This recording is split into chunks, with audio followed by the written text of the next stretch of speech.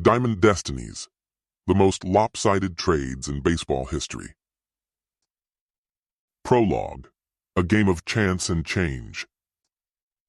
The brass bell above the door of the bullpen jingled as the late afternoon sun slanted through the windows, casting golden rectangles across the worn hardwood floor. Located just blocks from Cooperstown's hallowed Hall of Fame, this wasn't just another sports bar, it was a living museum where baseball's past breathed through every artifact adorning its walls. Bats blackened by the grip of legends, jerseys with sweat-stained collars that had witnessed historic moments, photographs of grinning teams from every era, their faces a timeline of America's pastime. In the Hall of Fame room, a cozy alcove lined with framed ticket stubs and faded pennants, three figures prepared for their weekly ritual. The vintage stadium lights overhead cast a warm amber glow on the circular booth, where their voices would soon travel to thousands of listeners across the digital airwaves. Jack Old School. Sullivan adjusted his position on the cracked leather seat, wincing slightly as his knees protested the movement. At 72, the former scout's weathered face told the story of 5 decades in baseball, countless spring trainings, late-night bus rides through small towns, and the gradual accumulation of wisdom that comes from watching thousands of young men chase an elusive dream. His small notebook, filled with scouting reports dating back to the 1970s, sat before him like a sacred text. Jack represented baseball's intuitive side, the eye test, gut feelings, and human elements that numbers could never fully capture. "You sure this microphone setup is right?" he grumbled, eyeing the equipment with suspicion. "In my day, we just talked to people, face to face." Across from him, Melissa Metrix Rodriguez smiled as she arranged her tablet and reference materials with methodical precision. At 34, she had worked her way from team internships to becoming a respected voice in baseball analytics. Her quick mind could process statistical patterns that eluded others, yet her eyes still lit up with childlike wonder when discussing the game's greatest moments. "The levels are perfect, Jack," she assured him, a hint of affectionate exasperation in her voice. "Just like they were last week and the week before that." Between them sat Tommy Winters, a 19-year-old college student whose baseball history podcast had unexpectedly become a minor sensation. His enthusiasm was infectious, his knowledge encyclopedic despite his youth. He adjusted his headphones and leaned toward the microphone, eyes bright with anticipation. "Ready, folks?" Tommy asked, glancing at his co-hosts. "We're going live in 3, 2... He pointed silently at Jack, who cleared his throat. "Another week, another deep dive into baseball's greatest stories," Jack began, his gravelly Boston accent warming as it always did when discussing the game he loved. "Though I still say this podcast business is just radio with extra steps." Melissa laughed. "Says the man who refused to use a computer until 2015. Tommy grinned at their familiar banter before leaning into the microphone, his voice taking on the practiced cadence of a natural storyteller. "What if I told you that the entire course of baseball history has been shaped not by clutch home runs or perfect games, but by phone calls? Simple conversations between men in office buildings, far from the roar of the crowd or the smell of fresh-cut grass. These calls, these trades, have built dynasties and dismantled dreams. They've transformed struggling franchises into powerhouses and reduced champions to laughingstocks." Through the window behind them, the majestic facade of the Baseball Hall of Fame stood silhouetted against the darkening sky, a silent monument to greatness achieved and, perhaps more poignantly, to potential unfulfilled. "My name is Tommy Winters, and I'm joined by legendary scout Jack Sullivan and analytics expert Melissa Rodriguez to uncover the stories behind baseball's most lopsided trades, the moments when general managers pushed all their chips to the center of the table and walked away with either a fortune or empty pockets. Some call it luck, others call it vision.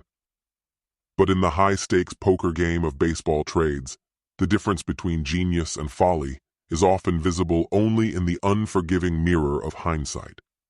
So, settle in as we explore how the stroke of a pen changed America's pastime forever. And with that, the magic began. Chapter 1: The Trade That Built an Empire. Our first stop is 1919, Tommy continued, his voice dropping to a conspiratorial level. A year that echoes through the halls of Fenway Park like a ghost. Jack, your family actually has a connection to this one, right? Jack's eyes took on a distant look, as if peering through the decades to a moment before his birth. My father was 9 years old when they sold the Bambino, said his own father, my grandfather, came home that night, threw the newspaper on the kitchen table, and declared, "Harry Frazee just killed baseball in Boston." His voice dropped to a storyteller's cadence, painting a vivid picture of a long-lost era. Dad said the whole neighborhood went into mourning, like they'd lost a family member. Melissa tapped at her tablet, bringing up a page of statistics. The numbers are staggering when you really break them down. Ruth had just set the single-season home run record with 29 homers in 1919, more than entire teams were hitting. The Chicago White Sox, who would win the American League pennant that year, hit only 33 home runs as a team. And then Red Sox owner Harry Frazee sold him to the Yankees for $100,000, Tommy added, shaking his head in disbelief. "Don't forget the loan," Jack interjected. "Frazee needed financing for his Broadway show." No, Nanette, Melissa corrected, though that's actually a common misconception. The show directly financed by the Ruth money was called My Lady Friends, which later became the basis for No, Nanette. But either way, it was a theatrical venture funded by baseball's greatest talent. Jack snorted. Imagine trading away Mike Trout to finance a movie today. You'd be run out of the sport on a rail. The conversation flowed naturally to how Ruth had transformed from a dominant pitcher to baseball's first true slugger, revolutionizing the game with his powerful swing and larger-than-life personality. "Before Ruth," Melissa explained, her fingers tracing statistical graphs on her tablet, "baseball was all about what we now call small ball. Bunts, stolen bases, hit and runs. Teams would scratch out runs one at a time. Ruth changed the entire approach to offense. He showed that swinging for the fences was actually more efficient." Jack nodded, warming to the subject. "My old man used to tell stories passed down from his father about watching Ruth play. Said when the Babe came to the plate, the entire ballpark would go still.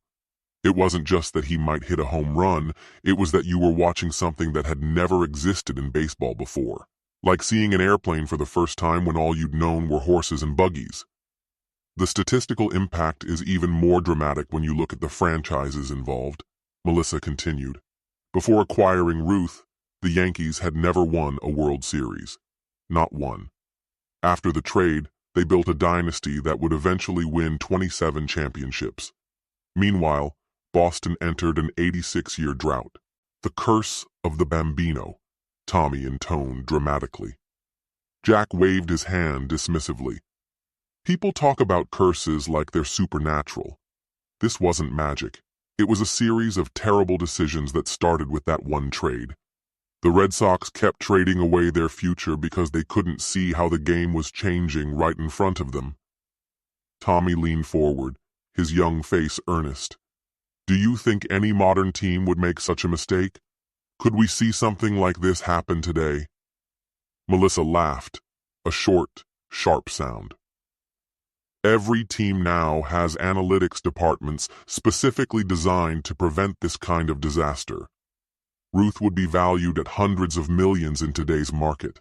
The data would scream his worth from every possible metric." "That's assuming the data crunchers could see past their spreadsheets," Jack grumbled. "Some things you can't measure with numbers." "Like what?" Melissa challenged, though her tone remained friendly. "Like the way Ruth connected with fans. The way he transformed not just how baseball was played, but how it was experienced," Jack replied. I'm not saying analytics wouldn't have recognized his value. Of course they would. But the true impact of Ruth went beyond home runs and RBIs. He changed baseball's soul. Tommy nodded thoughtfully. The saddest part to me is that Frazee defended the trade afterward, right? For years, Jack confirmed. Kept saying Ruth was more trouble than he was worth. Meanwhile, the Yankees built a stadium they called the house that Ruth built. One man's trouble became another man's treasure, and baseball was never the same. A contemplative silence fell over the booth as the weight of that historic transaction settled around them. Through the window, the lights of Cooperstown twinkled in the gathering dusk, a reminder of how one decision had altered the course of baseball history forever. Chapter 2: Hidden Gems and Overlooked Greatness. Tommy shuffled his notes, the paper rustling softly against the microphone. If the Ruth trade was about selling an established star, our next stories are about teams giving up on potential. Diamonds in the rough that one organization couldn't see, but another could. Jack, you were just starting your career when one of these infamous trades went down. Jack straightened, his eyes suddenly bright with first-hand memory. The Lou Brock trade, June 15, 1964. I was a young man then, just starting to make my way in baseball. The Cubs sent Brock to the Cardinals for pitcher Ernie Broglio, who'd won 21 games 2 seasons earlier. Classic case of selling low and buying high, Melissa interjected, pulling up the relevant statistics on her tablet. Brock was struggling with the Cubs, hitting just .251 that season. But look at the underlying numbers. He was only 25 with exceptional speed and improving power. What's fascinating, Tommy added, is that the Cubs actually thought they were getting the better end of the deal, right? Jack nodded emphatically. The Chicago papers praised the trade. Broglio was considered an established star, while Brock was seen as a disappointment. All that speed, but he couldn't seem to get on base consistently enough to use it. So, what happened after the trade? Tommy prompted, though he knew the answer well. Brock immediately flourished in St. Louis, Jack said, his voice rising with the drama of the memory. It was like watching a different player. He hit .348 for the rest of the 1964 season, stole 33 bases, and helped the Cardinals win the World Series that very year. Melissa expanded on the statistics. Over his career with the Cardinals, Brock would steal 888 bases, collect 3,023 hits, and become a first-ballot Hall of Famer. Meanwhile, Jack continued, his tone somber, Broglio developed arm problems almost immediately after joining the Cubs. He won only 7 more games in his entire career before retiring in 1966. The Cubs' front office became a laughingstock, Tommy noted. Jack chuckled without humor. For years afterward, worried executives would ask each other, is this guy going to be another Lou Brock? Before making a trade. It became baseball's cautionary tale. What's particularly interesting from an analytical perspective, Melissa observed, is that St. Louis didn't have advanced metrics or sophisticated statistical models. What they had was a different philosophy about player development and a willingness to be patient with raw talent. Sometimes a change of scenery is all a player needs, Jack agreed. Different coaching, different expectations, different opportunities. Tommy guided the conversation toward their next example. Speaking of changes of scenery, let's talk about the 1990 trade that sent Jeff Bagwell from the Boston Red Sox to the Houston Astros. Jack, you actually scouted Bagwell in the minors, didn't you? Jack's face lit up with recognition. I did indeed. Solid player, good bat control, decent power potential. But nobody, and I mean nobody, predicted he'd develop into what he became in Houston. The Red Sox saw a minor league third baseman blocked at his position by Wade Boggs, Melissa explained. They were in a pennant race and needed bullpen help, so they traded Bagwell to the Astros for reliever Larry Anderson. Anderson pitched exactly 22 innings for Boston before leaving as a free agent, Tommy said, unable to keep the incredulity from his voice. Meanwhile, Bagwell played 15 seasons in Houston, made 4 All-Star teams, won the 1994 National League MVP award, hit 449 home runs, and ended up in Cooperstown. Jack shook his head slowly, the gesture carrying decades of accumulated baseball wisdom. The Red Sox made the playoffs that year, but lost in the American League Championship Series to Oakland.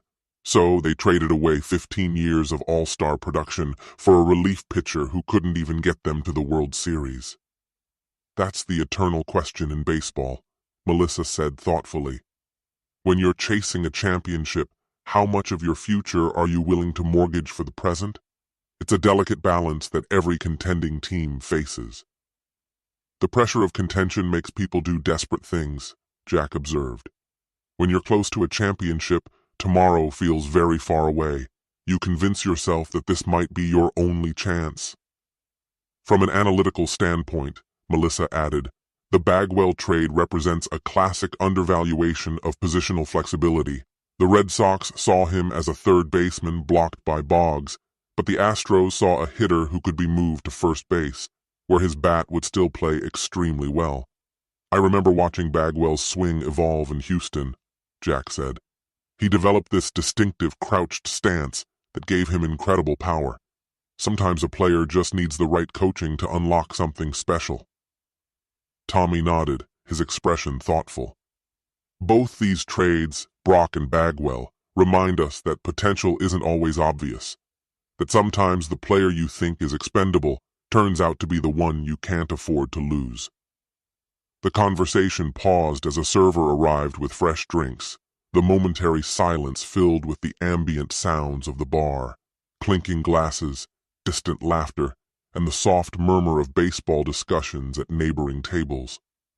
Outside, the sky had darkened completely, and the Hall of Fame was now illuminated by floodlights, its columns glowing white against the night.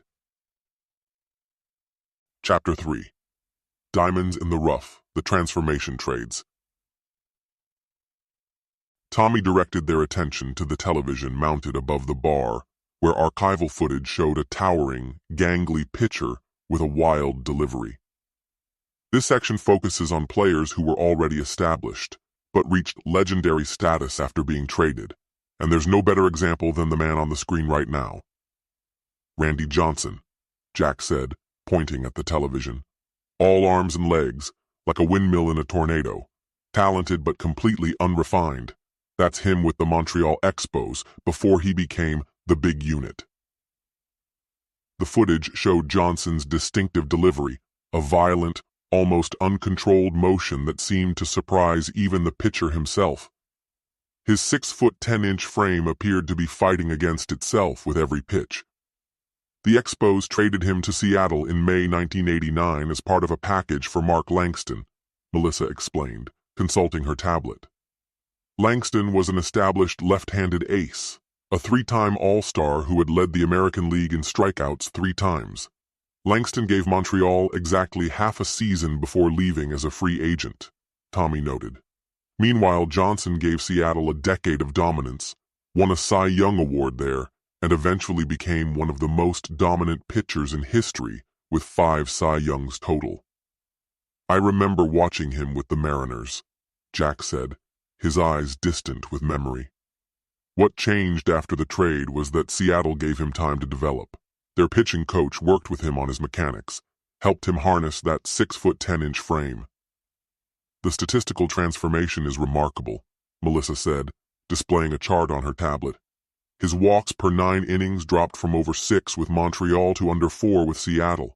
His strikeout rate increased as he mastered that devastating slider. By the time he reached his peak, he was nearly unhittable. The slider was the key, Jack agreed. When you're 6'10" and throwing from that angle, a slider doesn't just break, it disappears.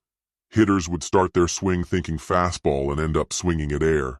Sometimes a player just needs the right guidance at the right time, Tommy observed. The Expos saw a project that might never pan out. The Mariners saw unlimited potential that needed proper development. Speaking of development, Melissa transitioned smoothly. The 1971 trade that sent Nolan Ryan from the New York Mets to the California Angels for infielder Jim Fregosi shows a similar pattern. Jack nodded enthusiastically. Ryan had a blazing fastball but terrible control with the Mets. In 4 seasons there, he had walked 344 batters in 510 innings. They saw him as too wild to ever be reliable. Fregosi was a legitimate star, Tommy added. 6-time All-Star, the face of the Angels franchise. The Mets needed help at shortstop and thought they were getting a proven veteran. But Fregosi was already in decline, Melissa noted. His OPS had dropped nearly 100 points in the 2 seasons before the trade. Meanwhile, Ryan was only 24 years old with a fastball that approached 100 miles per hour. The Angels' pitching coach told Ryan something that changed his entire approach. Jack said, "Just throw the ball as hard as you can, and we'll worry about where it goes later." The Mets had been trying to rein him in, to make him more careful. California told him to embrace his natural gifts. "The results speak for themselves," Tommy said. Ryan threw 7 no-hitters, struck out more batters than anyone in history, and pitched until he was 46 years old. "What fascinates me about both Johnson and Ryan," Melissa reflected, "is that their raw talent was never in question. The difference was finding an organization that knew how to harness that talent without destroying what made it special." Jack's weathered hand traced patterns on the table as he spoke. "Every front office has a list of the ones that got away, the trades that haunt their dreams. For the Expos and Mets, those names are Johnson and Ryan, reminders that sometimes the most valuable thing you can give a talented player is patience and the right environment." "There's a lesson here about development philosophy," Tommy suggested. "Some organizations try to mold players to fit their system, while others adapt their system to maximize each player's unique talents." "That's the eternal tension in player development," Melissa agreed. "Structure versus freedom, discipline versus creativity. Finding that balance is what separates the great organizations from the merely good ones." Jack took a sip of his drink, ice cubes clinking against the glass. "The thing about both Johnson and Ryan is that they weren't just physically gifted. They were mentally tough. They had to endure years of frustration and failure before they figured it out. Not every talented player has that kind of resilience." The conversation paused as they watched the television, which now showed Johnson in his prime with the Arizona Diamondbacks, his delivery refined, but still uniquely his own, still generating the same devastating results that had made him a legend. "Transformation trades," Tommy summarized, "remind us that development isn't linear, that sometimes greatness takes a detour through disappointment before finding its true path." Chapter 4. Modern Misjudgments, Lopsided Trades in the Analytics Era. "The common wisdom," Tommy began, steering the discussion toward contemporary baseball, "is that modern analytics departments have largely eliminated the kind of disastrous trades we've been discussing. With all the data available today, surely teams don't make these mistakes anymore. Is that actually true?" Melissa smiled, a knowing glint in her eye. "Analytics have certainly helped teams better evaluate talent. We have better tools for projecting player development, understanding injury risk, and valuing different skill sets. But baseball remains fundamentally unpredictable. Human beings still make the decisions," Jack added, "and human beings can still be blinded by short-term thinking or overconfidence. Take the 2007 trade that sent Miguel Cabrera from the Florida Marlins to the Detroit Tigers," Tommy suggested. "Even in the analytics era, this trade became remarkably lopsided." Melissa displayed the trade details on her tablet. The Tigers received Cabrera and pitcher Dontrell Willis. The Marlins got 6 prospects, including highly touted outfielder Cameron Maybin and left-handed pitcher Andrew Miller. These weren't throw-in prospects, Jack emphasized. Maybin was the 10th overall pick in the 2005 draft. Miller was the 6th overall pick in 2006. Both were considered can't-miss talents with superstar potential. The Marlins were following a sound rebuilding strategy, Melissa acknowledged. Trading established stars for multiple prospects increases your chances of finding future value. In theory, even if only a couple of the prospects pan out, you've still made a good trade. But baseball had other plans, Tommy said. Jack nodded. None of the prospects the Marlins received developed into impact players for the organization. Maben showed flashes, but never lived up to his potential in Florida. Miller eventually became an excellent reliever, but not until years later with Boston. Meanwhile, Melissa continued, Cabrera became one of the greatest right-handed hitters of his generation. He won the Triple Crown in 2012, the first player to do so since 1967, and claimed back-to-back MVP awards. From 2008 to 2016, he posted a 3.23 401 line with the Tigers. Even with all our modern metrics and prospect evaluation tools, Tommy observed, we still can't predict with certainty which young players will adapt to major league pressure and which won't. That's the humbling reality of baseball, Jack said. No matter how sophisticated your analysis becomes, you're still dealing with human beings who don't always develop according to projections. The nature of lopsided trades has evolved, Melissa reflected. Today's front offices rarely miss on established superstars the way they did with Babe Ruth or Lou Brock. The information is too good, the analysis too thorough. Instead, they misjudge developing players or undervalue late bloomers. Like the Cardinals' acquisition of Adam Wainwright from the Braves, Tommy suggested. Jack's eyes lit up. Perfect example. The Braves traded Wainwright to St. Louis in a deal for J.D. Drew in 2003. Drew played just one season for Atlanta before leaving in free agency. Wainwright became a cornerstone of the Cardinals' rotation for over 15 years. Or Justin Turner, Melissa added. The Mets non-tendered him in 2013, essentially giving him away for nothing. He signed with the Dodgers and became an all-star third baseman and the heart of their lineup for nearly a decade. That raises an interesting question, Tommy said. Has analytics made baseball better or worse when it comes to evaluating talent? Melissa considered this thoughtfully. Neither better nor worse, just different. Analytics gives us powerful tools to understand player performance, but it's still just one piece of the puzzle. The human element, coaching, development, psychology, remains crucial. Baseball isn't played on spreadsheets, Jack said firmly. It's played by human beings whose potential sometimes exceeds what any formula can predict. That's why lopsided trades still happen and always will. Tommy nodded. So even in our data-driven era, the fundamental challenge remains the same. Identifying not just what a player is, but what they might become. Exactly, Melissa agreed. And that's where the art of baseball evaluation meets the science. The best organizations blend both approaches. The conversation paused as Jack gazed around the bar, his eyes lingering on the memorabilia that chronicled baseball's rich history.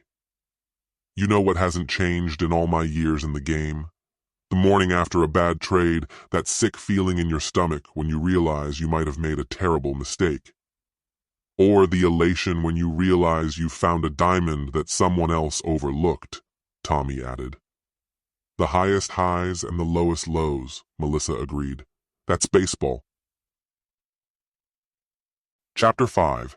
The Invisible Trade, What Might Have Been. As their discussion deepened into the evening, Tommy steered them toward their final topic. For every lopsided trade that actually happened, there are countless others that almost occurred but fell through at the last minute. Those invisible trades might be some of baseball's greatest what-ifs. Jack's eyes lit up with the enthusiasm of a born storyteller. Like the time the Red Sox nearly traded Ted Williams to the Yankees for Joe DiMaggio in 1947. Melissa looked up from her tablet, momentarily speechless. That would have completely altered baseball history. The deal was actually agreed to in principle, Jack continued. Tom Yawkey, the Red Sox owner, and Yankees owner Larry MacPhail shook hands on it during a night of drinking. But when they sobered up the next day, Yawkey demanded the Yankees throw in a young left-handed pitcher named Vic Raschi. The Yankees refused, and the deal collapsed. "Can you imagine?" Tommy marveled. "Williams hitting in Yankee Stadium with that short porch in right field? DiMaggio trying to hit in Fenway with that deep right field and the green monster?" Williams might have challenged Babe Ruth's home run record, Melissa speculated. And the Yankees dynasty of the late 1940s and 1950s might never have materialized the way it did. "Or it might have been even greater," Jack countered.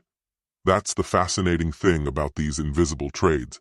We can only guess at their impact." "Here's another one," Tommy said. "The Mariners almost traded Ken Griffey Jr. to the Cubs in 1996, before he ultimately went to Cincinnati years later." "I heard about that one," Jack nodded. "The deal supposedly included Kerry Wood, who would go on to have that 20-strikeout game and win Rookie of the Year in 1998. Griffey in Wrigley Field during the Sammy Sosa era," Melissa mused. "The home run chase of 1998 might have looked very different."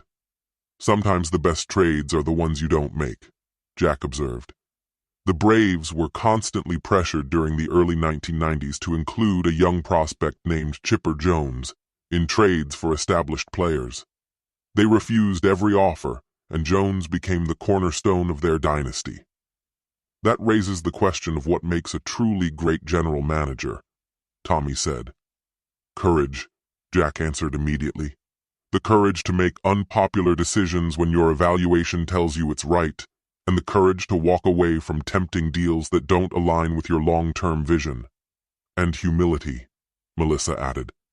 "The understanding that no evaluation system is perfect, that baseball will always surprise us, and that sometimes a player's greatest value isn't visible in their current statistics. Patience matters too," Tommy suggested. "The willingness to let talent develop at its own pace, rather than demanding immediate results." Jack nodded slowly, his weathered hand resting on the small notebook that had been his constant companion through decades in baseball. "In all my years in this game, I've learned one thing for certain. Baseball will never stop surprising us. The moment you think you have it figured out, some 19-year-old kid from nowhere will remind you that the game is bigger than any of us."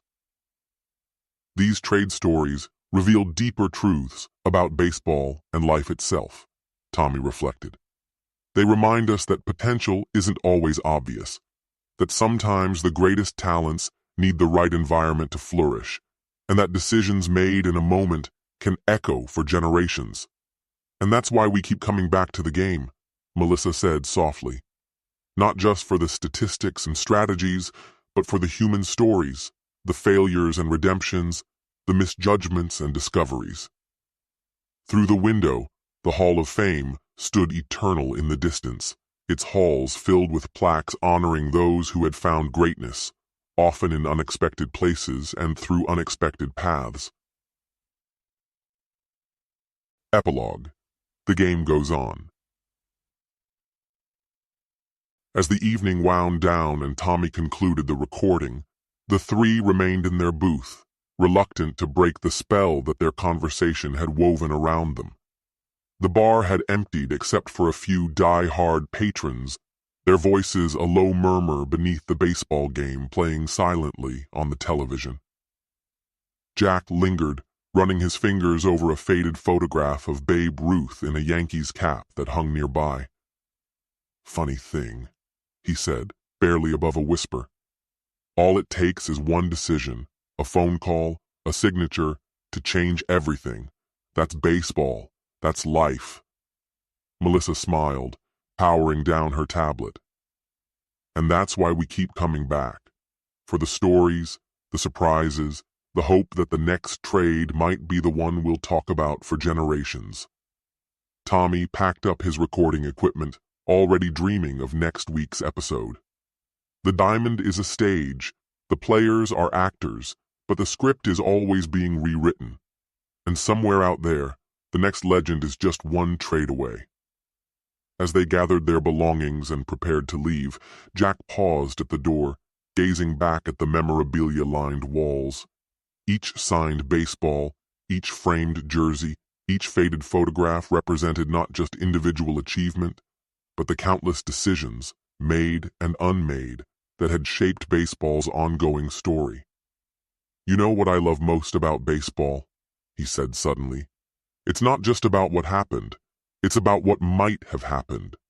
The pitch not thrown, the swing not taken, the trade not made. Those invisible moments have as much power as the ones we remember." Melissa nodded. "The road not taken." "Exactly," Jack said. "For every Babe Ruth who changed the game, there's a player who might have done the same if given the right opportunity. For every lopsided trade that altered history, there's one that almost happened but didn't. And that's why we'll never run out of stories to tell," Tommy concluded.